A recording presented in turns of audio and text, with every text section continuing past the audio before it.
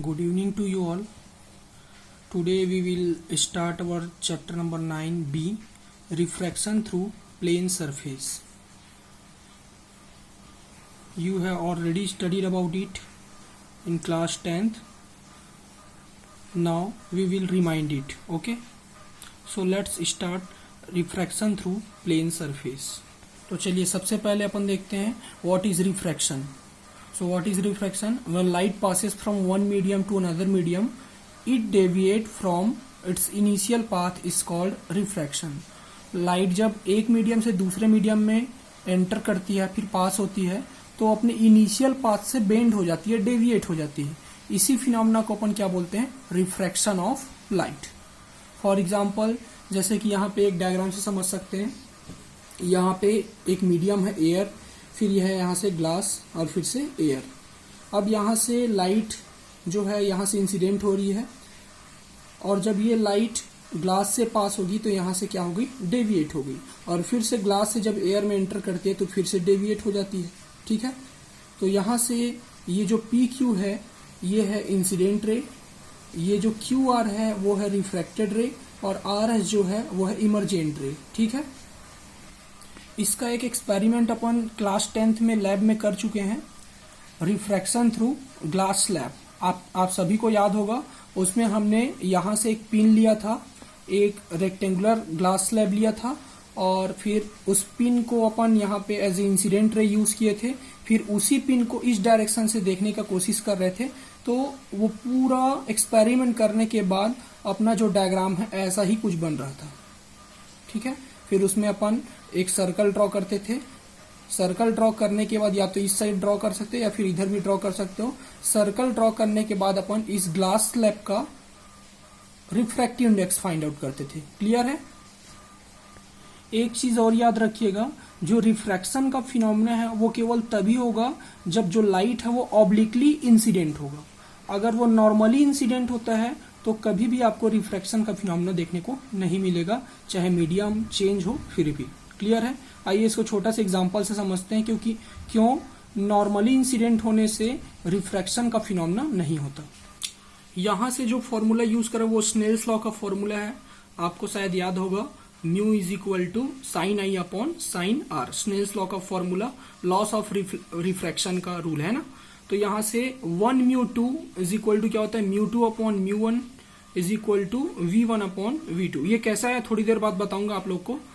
Is equal to sine i upon sine r. तो यहां से इन दोनों का कंपेयर करेंगे तो कंपेयर करने से V1 into sine r is equal to V2 into sine i. ठीक है, अब देखिए नॉर्मली इंसिडेंट होने का मतलब क्या है? एंगल ऑफ इंसिडेंस का वैल्यू कितना? 0. यहां से देख सकते हैं डायग्राम से आप. अगर यहाँ पे नॉर्मली इंसिडेंट होती है, नॉर्मली इंसिडेंट कैसे होंगी? जब इंसिडेंट रे ऐसी रहेंगी तब. मतलब नॉर्मल और इंसिडेंट रे के बीच में एंगल कितना हो जाएगा? 0. मीन्स आई का वैल्यू 0. तो आई का वैल्यू यहाँ पे 0 पुट कर दो तो साइन 0 कितना होता है? 0. तो यहां से ये वाला वैल्यू राइट साइड कितना हो गया? 0. अब देखिए V1 को इधर शिफ्ट करेंगे तो 0 upon something is equal to 0. तो साइन आर भी कितना हो गया? 0. और साइन आर 0 हुआ मीन्स आर का वैल्यू कितना होगा? 0, क्योंकि साइन 0 ही तो 0 होता है. तो आर का वैल्यू 0 मतलब नो रिफ्रैक्शन. क्लियर है? चलिए हम नेक्स्ट देखते हैं अपन काइंड्स ऑफ मीडियम.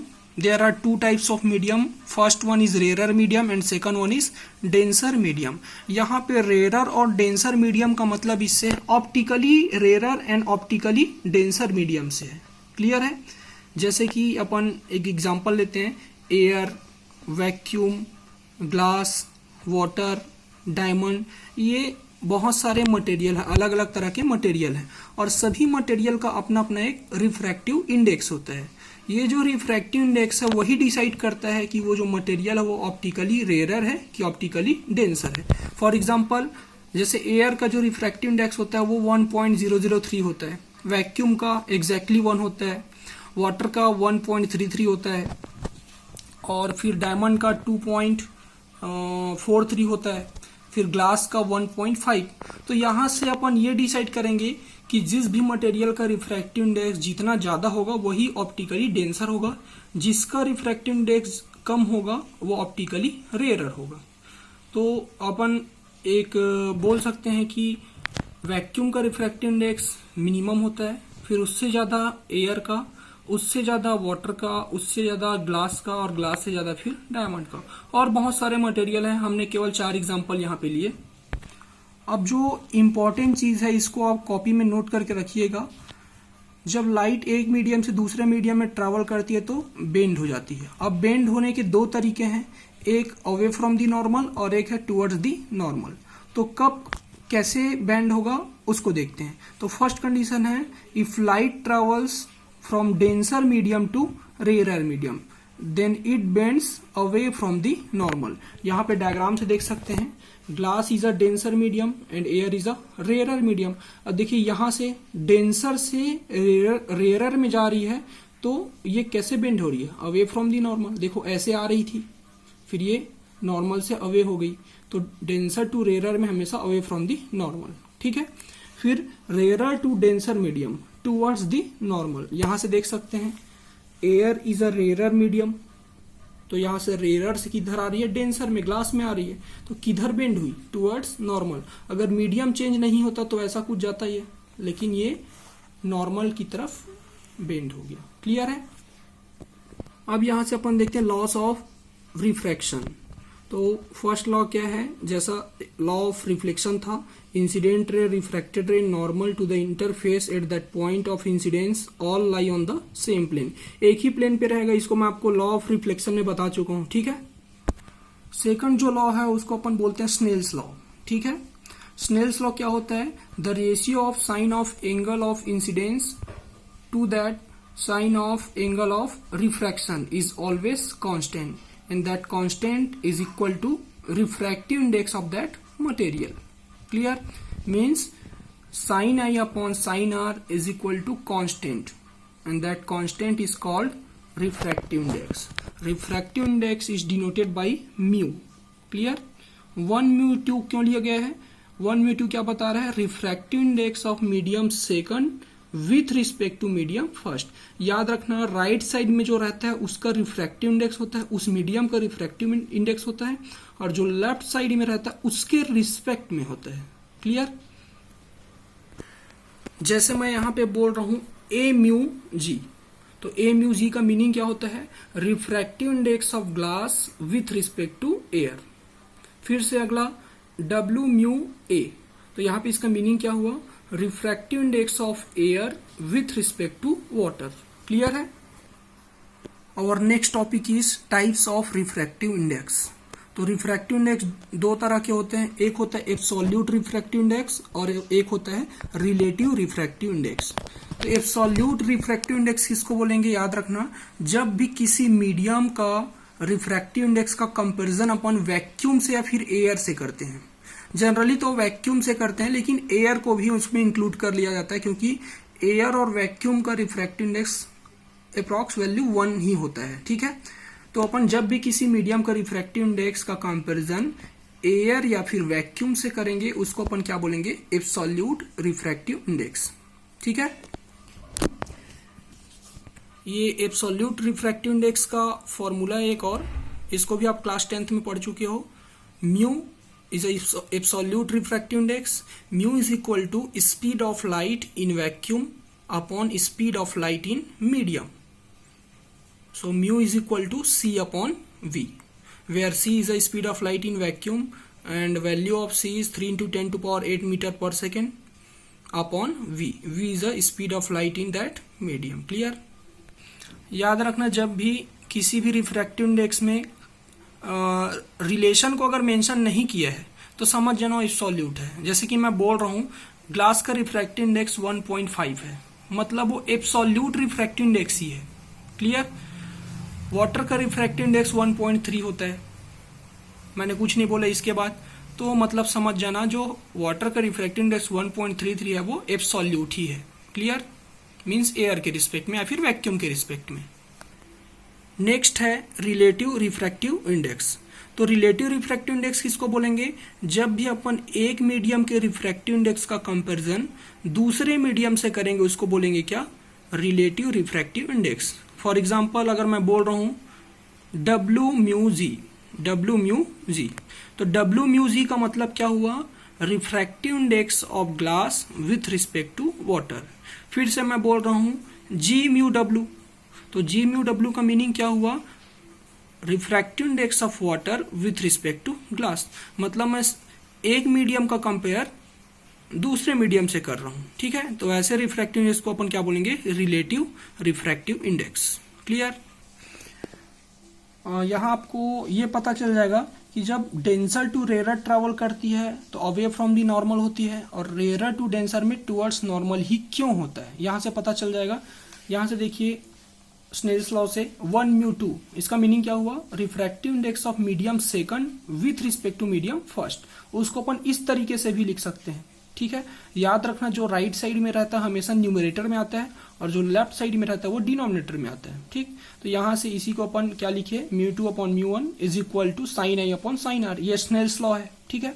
अब देखिए यहां से म्यू 2 को अपन क्या लिख सकते हैं, अभी कुछ देर पहले एक फॉर्मूला देखे थे, यहां से ये वाला फॉर्मूला सी अपॉन वी से, तो म्यू 2 होगा तो यहाँ पे क्या हो जाएगा, सी अपॉन वी 2, क्योंकि सी तो कांस्टेंट है, सबके लिए कॉमन है, तो यहां से क्या हो जाएगा v2। तो ये देखो यहां से c अपॉन v2, और म्यू 1 को क्या लिख सकते हैं, c upon v1 is equal to sine a upon sine r. c से c कैंसिल हुआ, v1 न्यूमरेटर में चला जाएगा, फोर्थ टर्म है इसीलिए, तो v1 upon v2 is equal to क्या हुआ, sine a upon sine r. अब यहां से देखिए if v1 is greater then v2, अब v1 ग्रेटर है v2, इसका मतलब क्या समझ रहे हैं, स्पीड ऑफ लाइट जो है रेयरर मीडियम में ज्यादा रहता है, तभी तो यहां से v1 ज्यादा है। मतलब ये समझ सकते हैं फर्स्ट वाला मीडियम क्या है, रेयरर फिर डेंसर। अब इन दोनों का कंपेरिजन करेंगे तो यहां से अगर इसका न्यूमरेटर ज्यादा है तो इसका भी न्यूमरेटर ज्यादा ही होगा। तो यहां से अगर v1 v2 से ज्यादा है तो साइन आई भी साइन आर से ज्यादा होगा। तो साइन आई साइन आर से ज्यादा, इसका मतलब क्या समझ रहे हैं, आई आर से ज्यादा है। अब आई आर से ज्यादा इसका मतलब क्या, यहां से देख सकते हैं अगर आई आर से ज्यादा है तो किधर बेंड हुआ होगा, यह कॉमन सेंस वाली बात है। तो यहां से टुवर्ड्स नॉर्मल, तो देखिए यहां से रेयरर टू डेंसर जा रही है तो किधर बेंड हुई, टुवर्ड्स नॉर्मल। फिर से इसको समझ सकते हैं, if v1 is greater then v2, v1 is sorry if v1 is less than v2, v1 is less than v2, तो यहां से v1 क्या है, डेंसर है, और v2 क्या है, रेयरर, क्योंकि रेयरर में ही स्पीड ज्यादा होती है। तो यहां से फिर से कंपैरिजन करेंगे तो क्या क्या हो जाएगा, इसका डिनोमिनेटर अगर ज्यादा है तो इसका भी डिनोमिनेटर ज्यादा होगा। तो यहां से क्या होगा, sine r is greater than sine आई।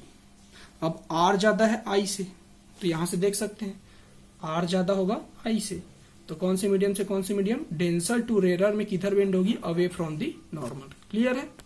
ये एक छोटा सा relation between wavelength of light and refractive index. इसमें आपको डायरेक्टली याद रखने की दोनों में क्या रिलेशन होता है, डायरेक्टली प्रोपोर्शनल होता है कि इनवर्सली प्रोपोर्शनल होता है। तो सीधे तौर ये लास्ट वाला फॉर्मूला आपको याद रखना है, mu is inversely proportional to lambda, ठीक है। मतलब जिसका वेवलेंथ ज्यादा होगा उसका रिफ्रैक्टिव इंडेक्स कम होगा, और जिसका वेवलेंथ कम होगा उसका रिफ्रैक्टिव इंडेक्स ज्यादा होगा। तो यहां से अपन कलर के फॉर्म में समझ सकते हैं, रेड कलर है तो रेड कलर का वेवलेंथ ज्यादा होता है तो रेड कलर का रिफ्रैक्टिव इंडेक्स कम होगा। वैसे ही वॉयलेट कलर का वेवलेंथ कम होता है तो वॉयलेट कलर का जो रिफ्रैक्टिव इंडेक्स है मैक्सिमम होगा, ठीक है। आप लोग इसको याद रखिएगा क्योंकि ये 1 मार्क्स में बोर्ड एग्जाम में कई बार आ चुका है, ठीक है। चलिए अपना नेक्स्ट टॉपिक है प्रिंसिपल ऑफ रिवर्सिबिलिटी, ठीक है। तो प्रिंसिपल ऑफ रिवर्सिबिलिटी को अपन डायग्राम से समझते हैं। यहां से ये रहा आपके सामने डायग्राम। इस डायग्राम में क्या होगा, ये इंसिडेंट रे है, जो पी क्यू है वो इंसिडेंट रे है, जो कि कहां पे है, एयर में है, और उसके बाद ये कहां पे एंटर करती है, वाटर में, ठीक है। तो रेयरर मीडियम से डेंसर मीडियम में एंटर कर रही है। अब अपन क्या देखते हैं कि जब भी रेयरर से डेंसर में, फिर डेंसर से रेयरर में एंटर करती है तो रिफ्रैक्शन का फिनोमेना होता है, क्योंकि मीडियम चेंज हो रहा है। तो यहां से किधर बेंड हो रही है, देखो रेयरर टू डेंसर में, अभी हमने कुछ देर पहले देखा था, रेयरर टू डेंसर में किधर, टुवर्ड्स दी नॉर्मल, ये देख सकते हैं टुवर्ड्स दी नॉर्मल, ठीक है। अब अपन क्या करेंगे, यहां से जैसी वाटर में एंटर करेंगी जो रे है, रिफ्रैक्टेड रेस के सामने नॉर्मली मतलब परपेंडिकुलर डायरेक्शन में अपन क्या रख देंगे, एक मिरर, प्लेन मिरर, ऐसा कुछ, ऐसा प्लेन मिरर रख देंगे। तो प्लेन मिरर को ऐसा सेट करना है कि ये जो रिफ्रैक्टेड रे है वो इस प्लेन मिरर के कंपैरिजन में परपेंडिकुलर है। तो क्या होगा, ये नॉर्मली इंसिडेंट होगा, कौन, रिफ्रैक्टेड रे। तो यहाँ से फिर से इसी डायरेक्शन में क्या हो जाएगी, रिटर्न हो जाएगी। ठीक है, जैसा कैरम बोर्ड में स्ट्राइकर को सीधे अपन स्ट्राइक करते हैं तो उसी डायरेक्शन में क्या हो जाती है, रिबाउंड हो जाती है। ठीक है, वैसा ही कुछ। तो यहां से अब ये जो रेस है वो क्या होंगी, फिर से रिफ्लेक्ट होंगी और रिफ्लेक्ट होने के बाद ऐसा ट्रैवल करेंगी। अब ऐसा ट्रैवल करेंगी तो कहाँ जा रही है, अभी वाटर में, और वाटर से कहाँ एंटर करेंगी, एयर में। तो फिर से इधर क्या हो जाएगी, ये बेंड हो जाएगी, रिफ्रैक्ट हो जाएगी। तो यही है प्रिंसिपल ऑफ रिवर्सिबिलिटी। अब इसका एक छोटा सा डेरिवेशन देख लेते हैं। ठीक है, बहुत आसान है ये। चलिए, फर्स्ट केस के लिए पहले कैसे आ रही थी, एयर टू वाटर, तो अपन कैसे लिखिए, ए म्यू डब्ल्यू। बुक में शायद ए म्यू जी दिया है, जो कि गलत है, वो एयर टू वाटर एंटर कर रही है। आप सभी लोग करेक्शन कर लीजिएगा, air to water, A mu W. Snell's law से क्या हो जाएगा, sine i upon sine r, यहां से देख सकते हैं sine i upon sine r. Clear है, इक्वेशन नंबर फर्स्ट। फिर सेकंड कंडीशन में रिवर्स होने के बाद कैसे जाएगी, डब्ल्यू म्यू ए, मतलब कहां से कहां, from water to air. Clear, तो यहां से W mu A is equal to, फिर से क्या हो जाएगा स्नेल्स लॉ से, sine r upon sine i. क्यों, क्योंकि यहां से जा रही थी और यहां जा रही थी, तो यहां से sine r upon sine i. जैसा पहले sine i upon sine r हुआ था, तो अब इस डायरेक्शन से जा रही है तो ये वाला एंगल ऑफ इंसिडेंस हो गया। हालांकि आ रही है लेकिन इस डायरेक्शन के लिए एंगल ऑफ इंसिडेंस है। ठीक है, तो sine r upon sine i. Clear, equation number second. अब दोनों को अपन क्या कर देंगे, मल्टीप्लाई कर देंगे। तो मल्टीप्लाई करेंगे तो ए mu W is equal into W mu A is equal to sine i upon sine are into sine r upon sine आई। ये सभी कैंसिल हो जाएंगे, राइट साइड में कितना आएगा, 1। तो यहां से हो जाएगा ए mu W is equal to, sorry, A mu W into W mu A is equal to 1। तो यहां से ए mu W is equal to क्या हो जाएगा, 1 अपॉन डब्ल्यू म्यू ए। यही होता है प्रिंसिपल ऑफ रिवर्सिबिलिटी। मतलब मैं ये बोल सकता हूं, जैसे ग्लास का रिफ्रैक्टिव इंडेक्स 1.5 है, किसके रिस्पेक्ट में, एयर के रिस्पेक्ट में।